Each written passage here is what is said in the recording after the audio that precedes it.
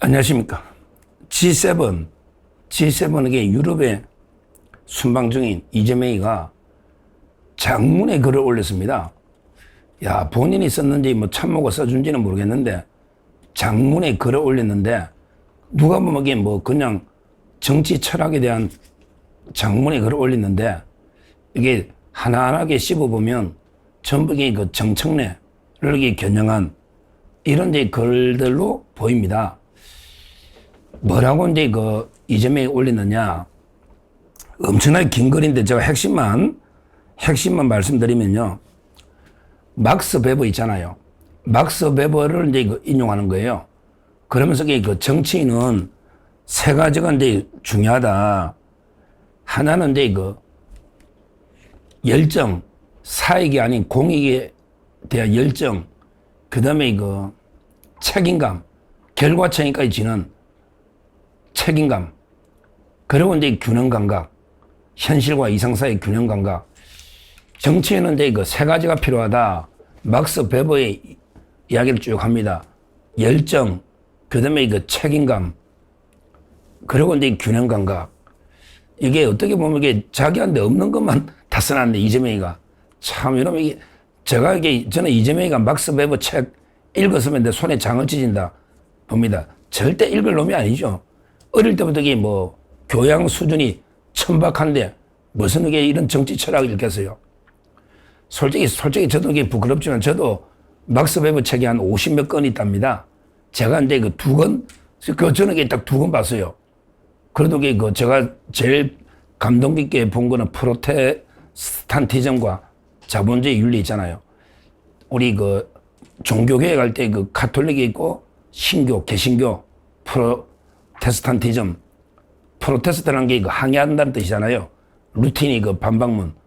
그러니까 결국은 이런 우리 루터나 또는 칼뱅 이런 특히 칼뱅 이런 종교개혁, 개신교가 자본주의 발전에 큰 기여를 했다.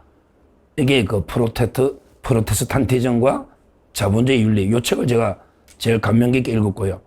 그리고 이거 아마 이재명이가 말하는 게 어떤 직업으로서 정치 윤리 있잖아요. 요런 책이 있거든요. 소명, 직업으로서 정치 윤리. 보고 세 가지를 이야기했는데 세 가지 다 이재명이한테 없는 거죠. 이재명이 열정, 책임감, 균형 감각 이런 게 전혀 없잖아요. 본인한테 없는 거. 그 본인이 책도 안 읽었을 겁니다. 책도 안 읽었을 거예요. 하여튼 막스 베버는 맨날 우스갯소리로 마르크스 책을 경찰이 단속하는데 마르크스하고 막스 베버를 착각해서 막스 베버 책을 압류했다 이러는데 막스 베버는 사회학자고 경제학자고 정치 경제학자로 좌파가 아니죠. 마르크스하고는 전혀 다릅니다. 제가 그때 막스 베버 세계 인물 열전 제가 100명을 쓰면서 막스 베버 저기 살아온 길을 보니까 56살에 죽었어요. 1920년에 돌아가셨는데 책을 엄청나게 많이 남기고 각 대학마다 돌면서 대단한 학자입니다. 막스 베버가.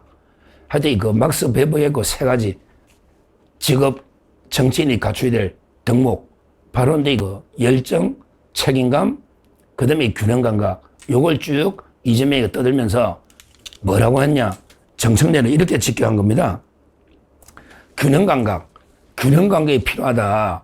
여당이. 그러면서 현실하고 이상의 균형 감각 하면서 이렇게 주장한 거야. 이상이 없는 현실은 눈앞에 이익만 쫓는 기회주의자가 되고, 그러니까 이상이 없는 너무 현실만 쫓으면 눈앞에 이익만 쫓는 기회주의자가 되고, 그 다음 말이 중요합니다. 현실이 없는 이상주의자는 해결책 없이 편가르기에 집중하는 무능한 선동가가 된다. 결국은 너무 현실을 무시하고 이상만 쫓다 보면 해결책 없이 편가르기에 집중하는 무능한 선동가가 된다. 요게 딱 저는 정청래다. 이렇게 봅니다. 이재명이가 긴 글에서 정청래라는 이름이 없어요. 그 다음에 검찰의 보안수사국이라는 게 없는데 저는 아무리 봐도 제가 이재명의 속마음에 들어본 건 아니지만 전체를 몇 번 읽다 보면 이번에 그 정청래가 검찰의 개혁은 무조건 이게 보안수사까지 모든 걸 다 없애야 된다. 보안수사권까지 전면적으로 검찰은 없애야 된다. 이게 검찰개혁의 이상이다. 이렇게 정청래가 승부수를 던지잖아요. 검찰개혁 가지고 당원들을 모아서 이재명이는 검찰의 보안수사권을 두야 되거든. 정성하고 이재명은 검찰의 보안수사권을 두야 된다고. 왜냐하면 이게 그 현실적인 사법, 수사체계 붕괴 문제도 있지만 또 자기는 이게 검찰하고 뒷거래를 해서 보안수사권을 주면서 내 공소 취소 이런 게 뒷거래도 있거든요. 아마 이걸 겨냥한 것 같아요. 그러니까 정청래가 말하는 그런 게 대표적인 예를 하나만 들어봐도 검찰개혁만 들어봐도 이상적으로 이 검찰 다 없애는 게 맞지만 그럼 우리 수사 현실이 그러냐. 그러니까 정청래 당신 주장은 현실은 개무시하고 이상만 쫓다 보니까 결국은 이제 그 해결책 없이 편가르기에 집중하는 무능한 선동가다. 계속 뭐 그냥 야당과 싸우고 또 검찰과 싸우고 그리고 여당 내에서도 뭐 또 이재명파와 싸우잖아요. 이야기를 저는 왜 이 부분이 정청래를 겨냥한 게 확실하냐면요. 제가 방송 나가면 좌파 패널 중에 뭐 예를 들어 강성필이가 있다, 강수영이가 있다, 서용주가 있다 이런 이제 좌파 패널들이요. 요즘 정청래를 엄청나게 공격하거든요. 요 사람들에게 그 이재명파거든요. 근데 정청래 보고 뭐라 하냐면 계속 현실을 무시하고 그냥 계속 싸우려고만 드는 편가르기 그러면서 선동가다 이런 이야기를 제가 너무 많이 들었어요. 딱 이재명이가 한 말을 제가 방송 가서 대기실이나 또 쉬는 시간에 또는 심지어 노골적으로 방송 도중에 하는 사람도 있어요. 정청래를 맹공을 하는 거야. 그러면서 정청래는 편가르기만 한다. 그리고 검찰개혁이 뭐 다 없애고 다 선명하다고 되냐. 싸움밖에 안 되지 않냐. 현실을 완전히 도외시하고 무시하는 거 아니냐. 이런 이야기를 너무 많이 들었거든요. 결국 제가 이제 이걸 해석하기로는 최근에 정청래가 1인 1표제, 당원들 전부 대의원제를 없애가 1인 1표제 하자. 그 다음에 검찰의 보안수사권 완전히 없애버리자. 검찰개혁. 이 두 개를 가지고 이제 정청래가 전당대에 출마를 하거든요. 여기에 이재명이가 전당대 정청래 못 녹게 하려고 온갖 지금 압력을 하는데 여기에 이제 이재명이가 정청래의 검찰개혁 주장, 심지어 또 뭐 당원 주권 1인 1표 이런 데 정청래의 주장을 이재명이가 반박하기 위해서 정청래 당신 주장은 너무 이상에만 치우쳐가지고 현실하고 잘 안 맞아. 현실하고. 그러니까 당신은 너무 이상에 젖어서 그래서 해결책이 없고 그러면 타협이 되냐. 현실을 너무 무시하니까 결국에 해결책이 없는 그러게 계속 갈등을 일으키니까 편가르기, 해결책 없는 편가르기에 집중하는 무능한 선동가야. 한마디로 정청래 당신은 무능한 선동가야. 이게 핵심입니다. 이거를 뭐 어떤 언론들이 어떻게 해석하는 간에 제가 정청래에 대해서 이재명 측이 어떻게 평소에 이야기하는가 저희 경험과 그 다음에 이 전체 문맥과 모든 내용을 보면 이재명이가 정청래를 가지고 당신에게 편가르게 하는 해결도 못하는 현실 감각이 없는 한마디로 균형 감각이 없는 무능한 선동가야. 이렇게 정청래를 직격한 거다. 이렇게 보는 게 저는 100% 확실하다. 100%입니다. 이렇게 저는 평가를 하고요. 하여튼 이재명이가 오죽하면 순방가가 하루에 막 어떨 때는 3개 이거 말고 또 올려놨어요. 예를 들어 기자들이 기사를 막 쓰고 자기가 주식을 미리 사가지고 왜 그때 기자 몇 명 구속됐죠. 기자들이 기사를 미리 한 2,000개 정도 어느 기업에 대해서 좋은 기사를 쓰고 자기가 주식을 미리 사.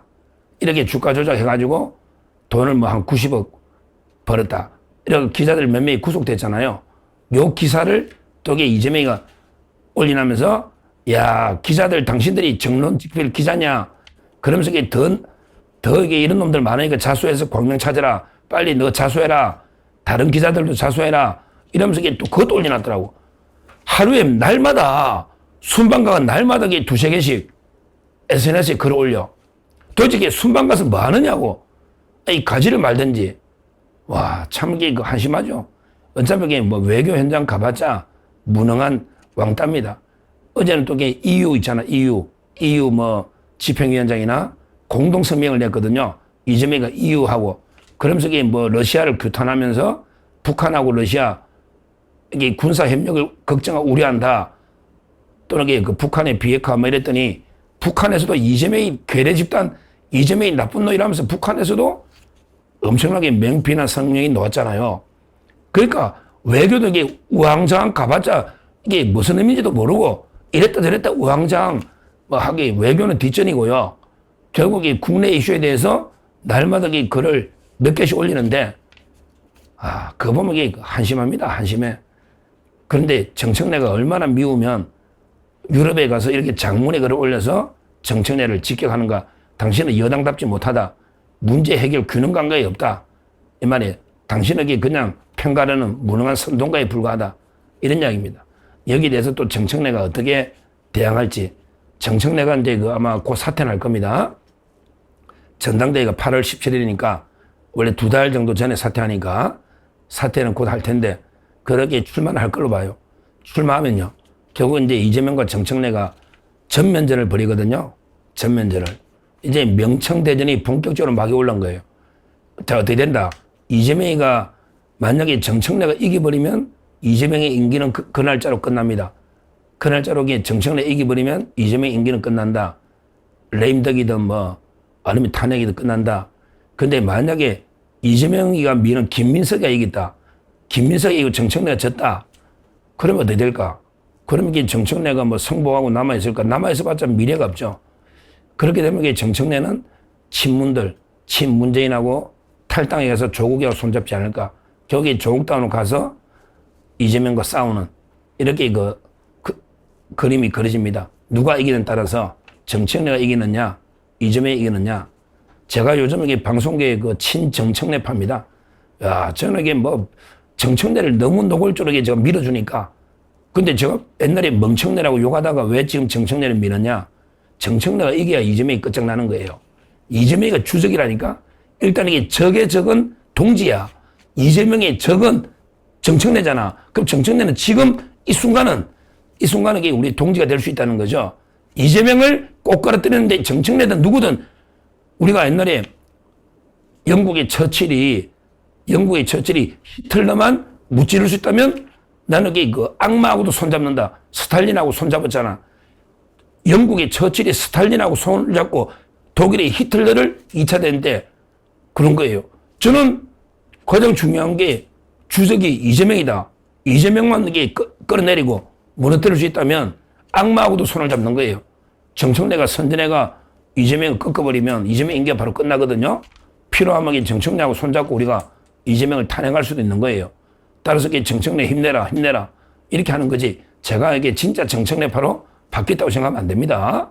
저는 항상 일관된 자유파고 그런 한동훈에 대해서도 마찬가지. 전략적으로 우리가 판단하는 거지. 방송에서는 저는 비판하는 거는 똑같다 이렇게 보시면 돼요.